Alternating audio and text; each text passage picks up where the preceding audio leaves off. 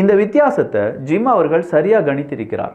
இந்த வித்தியாசம் மட்டும் கிடையாது, நல்லா யோசிச்சு பாருங்க. எல்லா இயற்கை வளங்களும் பிரிக்ஸ் நாடுகளில் அதிகமாக இருப்பது பிரேசில் மற்றும் ரஷ்யா.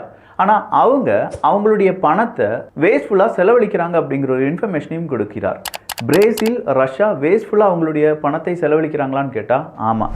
இப்போவும் நீங்கள் பிரேசில் எடுத்து பாருங்கள். லுலா அவர்களாக இருக்கட்டும், அடுத்ததான் மிகப்பெரிய அளவில் பிரேசிலினுடைய எதிர்காலமாக இருக்கட்டும், அமேசான் ரெயின் ஃபாரஸ்ட்டாக இருக்கட்டும், அதனுடைய கட்டமைப்பாக இருக்கட்டும், இல்லாட்டி அதை அழிப்பதாக இருக்கட்டும், தேவையில்லாமல் அவங்க பணத்தை செலவாக்கிக்கிட்டே இருப்பாங்க.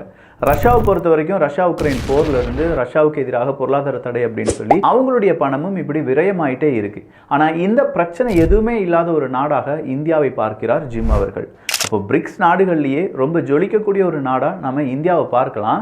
2024 2030 இன்னும் இந்த 5-6 வருடங்களுக்குள் இந்தியா மிகப்பெரிய அளவில் 3வது பொருளாதாரத்தில் உயர்ந்த ஒரு நாடாக இருக்கும்.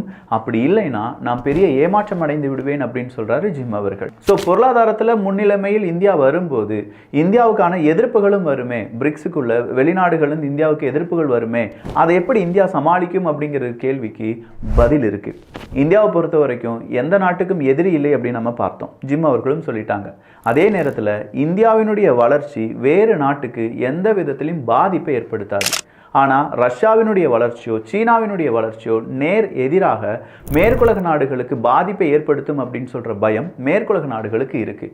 அதனால் இந்தியா என்னதான் வளர்ச்சி அடைந்தாலும் பெரிய அளவில் மேற்குலக நாடுகள் அதை பற்றி யோசிக்க மாட்டாங்க.